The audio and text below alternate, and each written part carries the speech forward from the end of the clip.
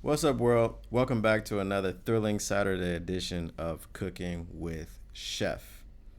All right, so before I get into our latest preview video of the Detroit Lions versus the New England Patriots, let's handle some business first. If you like these videos, if you want to keep seeing more of these videos, help your boy out. Like, subscribe, share. All right. Let everybody know what we're doing here. We're trying to build things from the ground up. So right now, if you want to see some more of my different NFL takes, more NFL, not just Lions, you can find me on TikTok at Chef's NFL Takes. All right. If you want to follow along with me while I'm giving my instant reactions to all the games, all the Lions games, that is, because it's really the only one that I'm watching live. Follow me on Twitter at Pwnjuice the Chef. That's PWNJuiceThechef. That's my Twitter handle, right? So you can find me live tweeting the games, instant reactions, what's going good, what's going bad, ragging on the defense. What else can we do? All right. So follow me on all these platforms and help me build it up so that everybody can see and get some of this great Lions content, great NFL content. You know what to do. All right. So now that we got that out of the way, let's talk about this week's situation.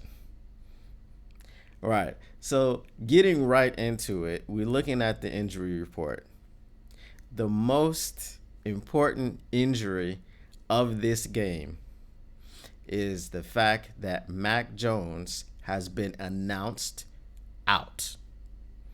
Now, if you're a long-suffering Lions fan, you know that means absolutely nothing.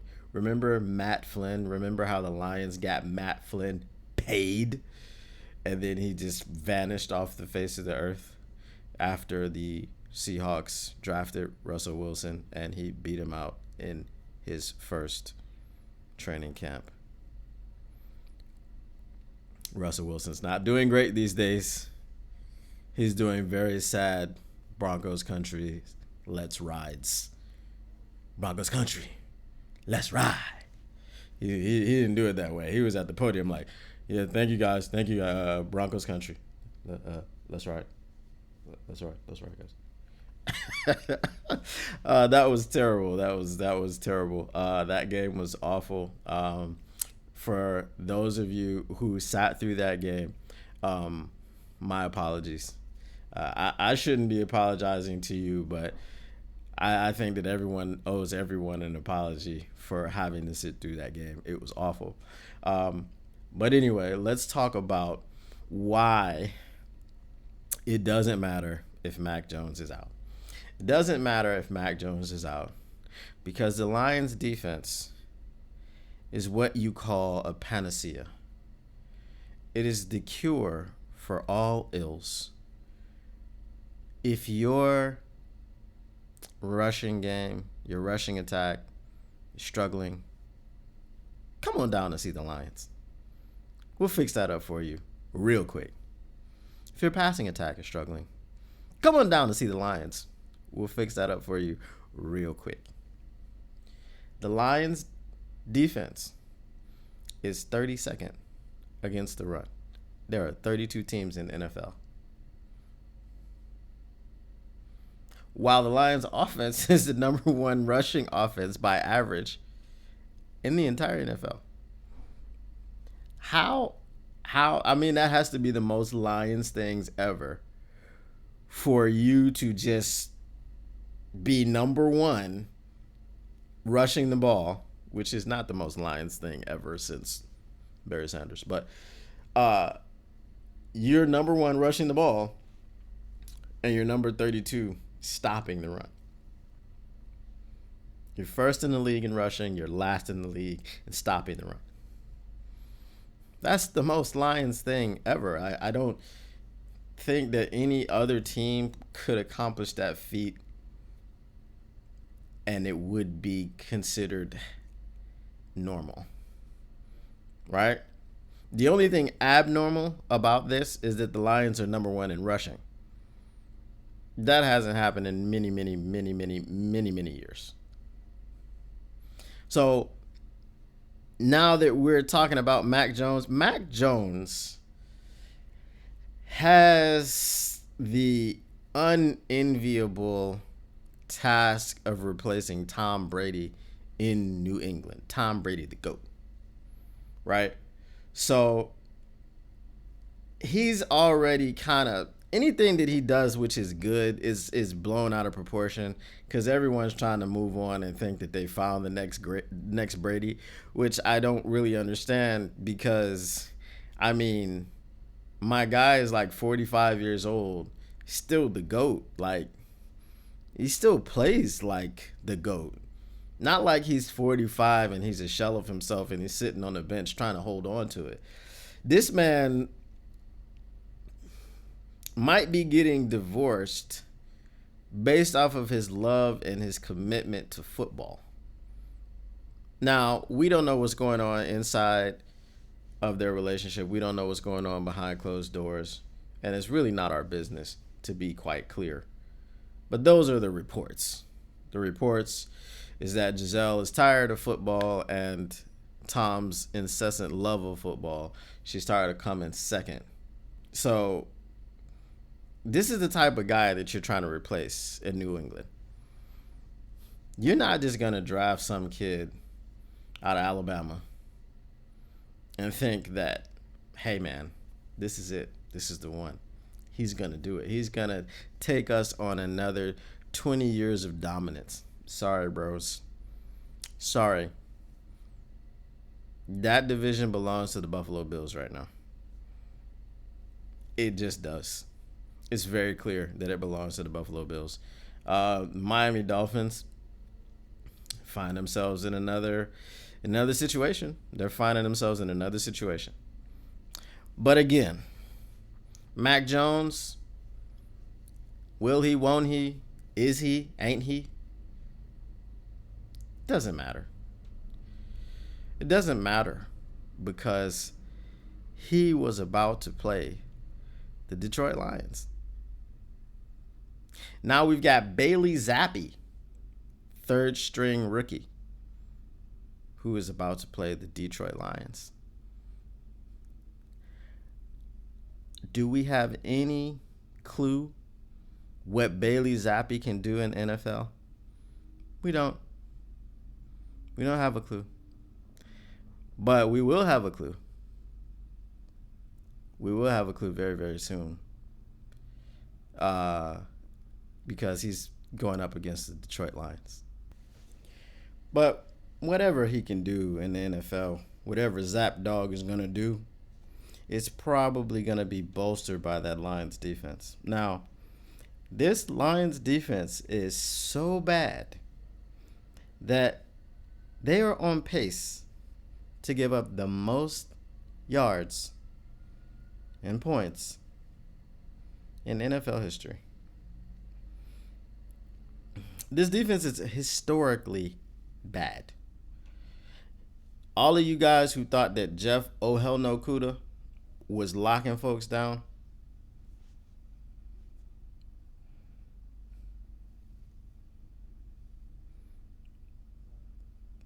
keep talking. I'll wait. Don't worry. I'm a very patient man. You have to be a very patient man if you've been a Lions fan for all of your life. You learn about patience. Jeff Okuda has been crowned a shutdown corner after 2 injury-plagued years.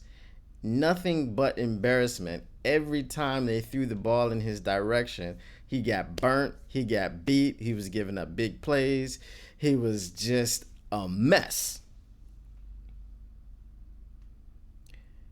One thing has not changed. He is playing better. He is playing better, no doubt. One thing has not changed is that he will celebrate down 35 points. If he thinks that he made a play, he will celebrate. My man was celebrating because he knocked away a pass from DK Metcalf, who had already beat him for 124 yards by that point. If you get beat for 124 yards and you are in man coverage and the receiver has beaten you for that amount of yards, you do not have the right to celebrate. There is no reason for celebration on your part. DK Metcalf said he wasn't impressed with him. He said he got safety help over the top. Well, guess what? You ain't got no safety help over the top because we ain't got no safeties. Tracy Walker is gone. And has Tracy Walker been to any Pro Bowls? Has he made any All-Pros? I mean, he's the best player on our defense, but our defense doesn't have like Pro Bowlers. Our defense doesn't have all pros. Our defense is pretty much devoid of talent, and that's what we're going to have to understand, Lions fans. Hey, this offense is number one in the NFL. Let's soak that up. Let's enjoy that because we're going to need every yard that they can give us. If we get 600 yards in one game, just be prepared for that defense to give up 602. Okay? Now, all the fire Aaron Glenn garbage that's going on, bruh. Aaron Glenn has no talent to work with. What he did last year when everybody was loving him and all this other stuff, we could say that was kind of like miracle working because this defense has brought in depth pieces. Mike Hughes, Juju Hughes, Chris Board, like these people that, Deshaun Elliott, these people that were signed in the offseason as free agents, they weren't like world beaters and bank breakers. They were depth pieces. And when your starters are not good, you have them in contention with depth pieces. And you can't have depth pieces bolster your defense when you had no depth to begin with because your starters were depth caliber players. You understand what I'm saying, right? So if your starters would be on the bench for most of the other teams in the NFL, you got to bring in people that are better than your starters. Unquestionably better than your starters. Because if you don't have people that are better than your starters, and your starters aren't great, I'm not seeing how that's helping your defense, right? So we need to understand that. Take a beat. Pause for the cause. All right? Hard Knocks hit us with a Fooly Magooly. Okay? Hard Knocks hit us with a Fooly Magooly. Right? Dan Campbell's on there like, I think we got a defense, boys. No, we don't. We don't have no defense. Okay? And I know that's not grammatically correct, but I don't even care. We don't have no defense. We ain't got none. We ain't got one. You feel me? So, hey, understand that this is still a rebuilding year. I know all of the hype that has surrounded the Detroit Lions. I know the national media is starting to pay attention to us, starting to believe in us. I know that felt good because it hasn't been that way in a very, very, very long time since Barry left. Right? Since Barry left, it hasn't been that way. So it feels like, man, it's been about 25 years almost since someone paid attention to us, since someone thought that the Lions were something more than a laughingstock. I know it felt good, but we need to pump those brakes. Pump them. All right? Because while this offense has showed a very quick turnaround, very quick maturation. I mean, it's pretty much shown an explosion.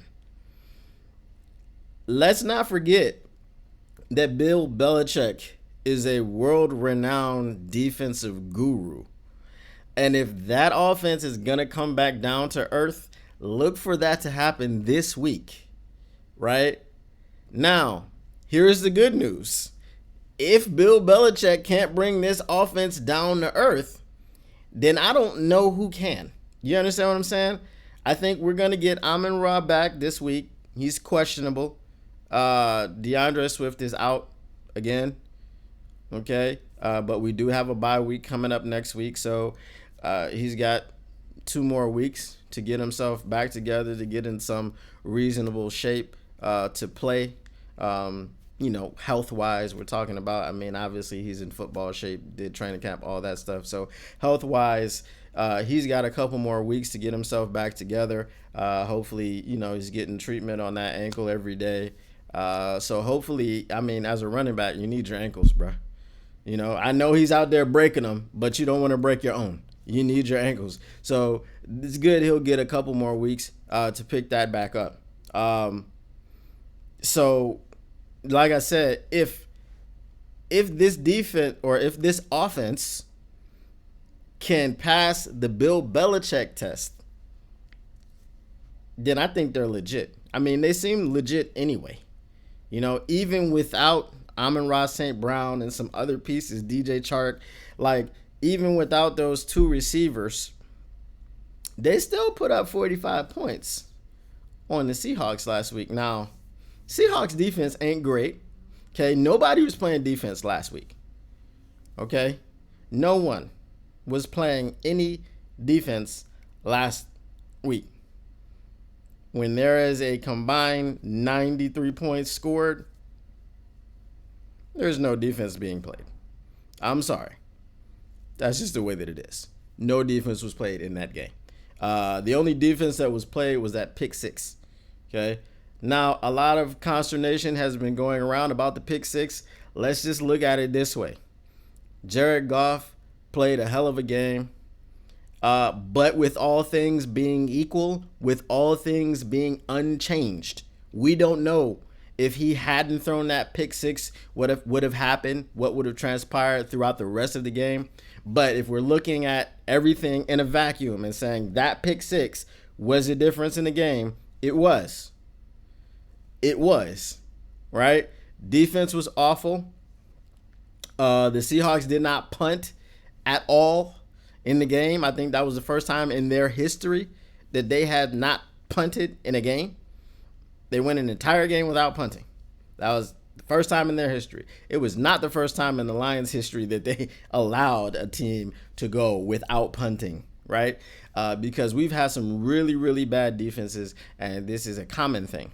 Okay, this is not uncommon. It is common. When you say the Lions did not force a punt the entire game, it's like, okay, I've seen that before. We've been in that position before. All right, so if we look at it that way, yes, we lost the game by 3 points. Jared Goff threw a pick 6. Week 1, we lost the game by 3 points. Jared Goff threw a pick 6. Jared Goff is not the problem. Again, as I said, I was one of his biggest detractors last season. I wanted him out of town very quickly, first thing smoking. I'm not so sure this season. This season, he's playing lights out, right? I'm not afraid to eat humble pie. I'm not afraid to eat crow. I said that Jared Goff did not look like an NFL quarterback last season. This season, he looks like a very competent NFL quarterback. As I said, he still has a few accuracy issues. He's still missing some receivers. But I think, especially with Josh Reynolds in there, they've already got continuity. They've already got rapport. So that will continue to grow as they continue to play more and more together, and as he's more of a focal point in this offense. Because when he was in LA, he wasn't really a focal point in the offense. So he's not really the number one receiver. He may line up as the number one receiver, but we all know that Amon-Ra St. Brown is. the number one receiver. So that's all well and good. But like I said, if we look at everything in a vacuum, and I don't understand why Lions fans are so upset about this, but if we look at everything in a vacuum, straight up and down, right? 6 points given to the other team when you lose by 3 is a huge deal. And it is the reason, looking at it, just looking at the points, it's looking at the points, it is the reason that the Lions lost that game. Now, looking at the game in totality, it's the defense is the reason, right? The defense is the reason that you lose a game because you don't force a punt. You don't get them off the field. When you don't force a punt, the defense sucks. When you can't get them off the field on a single third down, the defense sucks. When you give up 2 touchdowns on third down when you had to have it, the defense sucks. Now, we have a long-standing hate relationship. There's no love. It's a hate relationship with the NFL referees and officials. We're not gonna say that blown third down clock management when we had stopped them was the difference in the game. The difference in the game was that the defense was bad. And I can't stress that enough. The difference in the game is that the defense was bad, right? It was awful. It was historically bad. It was historically awful. It was awfully bad. It was badly awful. It was awfully awful. Whatever adjectives and adverbs you want to put together to describe this defense, they're all warranted. All of them. Okay? So, have I said that the defense was bad? Have I gotten that point across? Is the defense any good? They're not any good. Okay? Again, we're devoid of talent. All right? So Dan Campbell has said that they're gonna pare some things back, right? They're going to simplify the scheme, okay? Because the defensive players do not trust the other defensive players because you've got guys who are freelancing, not playing for the team, not executing their assignments properly, and that creates distrust, and that's why they're so disjointed. That's why they can't stop the run, right? When you know that Rashad Penny is just going to bust up the middle on that third down when you got to have it, and he just absolutely obliterates you and picks up that third down. I mean, we can't have things like that. So what we're looking for this week is just some sort of improvement on the defense. The Patriots have got 2 excellent running backs. Okay? Stevens and Harris. Bruh, we're in for a long day. If this scheme simplification and some of the personnel changes don't help, we're in for a long day. Which brings me to my last point. If we don't jump on the Patriots and jump on the Patriots early and often, and I don't know if forcing the game into Bailey Zappi's hands is a good thing. Because I don't have any confidence in the defense's ability to make a rookie look like a rookie. I have all of the confidence in the world that a defense is going to make a rookie look like a superstar. Because we've done it so many times. so many times. It's been done. Uh, so again, the point that I'm making is if we don't jump on the Patriots early and often,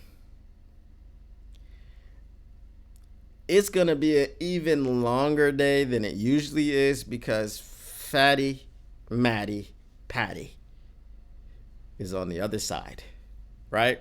One half of the curse word that is Queen Trisha. One half of Queen Trisha. We'll probably never hear from Bob Quinn again. Bob Quinn is probably like scouting somewhere in the East-West Himalayas. I don't know where he is. Okay? He's probably back with the Patriots. Let's just be honest. I haven't been following him. The only reason that I know where Fatty Matty Patty is because it's been so much being made out of him being the offensive coordinator, assistant offensive coordinator, co-offensive coordinator with Joe Judge, whatever they've got going on over there in Patriot land. But if that man is able to get a win against us,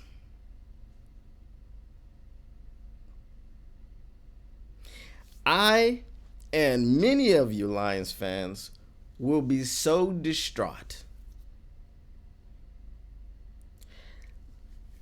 We will be so upset. We will have to invoke R. Kelly. Now, I know we're not supposed to do that, okay? R. Kelly, we're not talking about the man. We're not talking about the man, okay? Because that man has issues, and those issues are being straightened out. Okay, they're being straightened out. If you get my drift, okay? His issues are being straightened out in the penal system. Okay, that's poetic justice. You really can't make those things up. But remember that song he had, When a Woman's Fed Up? We're going to have to invoke that song. And we're going to have to adopt that song, but it's going to be called When a Fan is Fed Up. Because Fatty, Matty, Patty should not be allowed to get a victory over us after being half of the curse word, which is Queen Trisha, that decimated our franchise, that set us back even further back than we had already been set, right? We had Jim Caldwell. We were 9-7. We were just, had a couple playoff things going on. We had something. And 9-7 wasn't good enough. All of a sudden, 6-10, 3-13. I mean, those things were good enough, apparently, right? Those things were good enough. Quandre Diggs, Darius Slay, Matthew Stafford, gone, man. Now Quandre and Darius, they got shipped on up out of there. Matthew didn't want to stay through another rebuild. And obviously, you don't know what the rebuild is going to look like. But once you have experienced Queen Trisha, it's like, man, I can't stomach something like that again. So obviously, he didn't trust the franchise, and he asked to leave. That was that. So that's it, man. I don't know if it's going to be a good game. I don't know what to expect. We know what I've said I'm expecting, and I hope I'm wrong. I hope to God that I am wrong. I hope that the simplification of this scheme at least makes them play like the 30th best defense in the league. You know, they're the 32nd worst, best, whatever, right? They're dead last. They're dead last. So I hope that they move up from dead last to number 30 for this week. Right? Bye week's coming. Hopefully we're going to get some of those defensive studs that we've got. Romeo Okwara, hopefully he comes back strong, doing his thing. I'm not sure if we're going to get Jameson Williams on the offensive side. We might not see him until November. They say he's still, a ways away. I don't think that we should rush him back anyway. I understand that we are really excited to see him, but the offense is really explosive right now, and I think that'll just make it deadly, right? And that's great, right? But we don't want to be winning games like 51-48. We don't want to do that, right? If we have to do that, that's what we'll do, right? But that's not what we're trying to do. So let's get this defense fixed. Let's look forward to some sort of improvement in the defense. Devontae Parker, let's not leave Jeff Okudah alone with him. Let's not do any more man coverage with Jeff Okudah. Putting him, giving him safety help over the top, that was just fine. And Lions fans thought that he was a shutdown corner. So let's go back to helping Lions fans think that he's a shutdown corner once again and get some safety help over the top. Sign a safety off the street. Will Harris is not the answer. Will Harris is not a good football player. I'm sorry to say, he's not a good football player. Amari O, he's got to get some confidence back. Because he's lost some. When he got those 6 penalties, he lost a lot of confidence. He needs to get it back. Hopefully Aaron Glenn, can coach him up, talk him up, help him through whatever issues he's going through right now with his confidence, because we need you back. We need you to go back to last year's form where you were able to somehow get 6 interceptions, right? Your technique may not have been great. You might have still been a little bit grabby, a little bit handsy, but you were still able to get 6 picks. 6 picks is much better than 6 flags. All right. So that's what we want to see, man. We just want to see a little bit of improvement. I'm not going to give a pick. Because I really can't pick the Lions after seeing what I saw from that defense. And I'm not going to pick against them. I mean, I'm a fan, right? So I'm not going to make that pick. But I'm just telling you, this is what we want to see. We want to see this improvement. This is all we can hope for.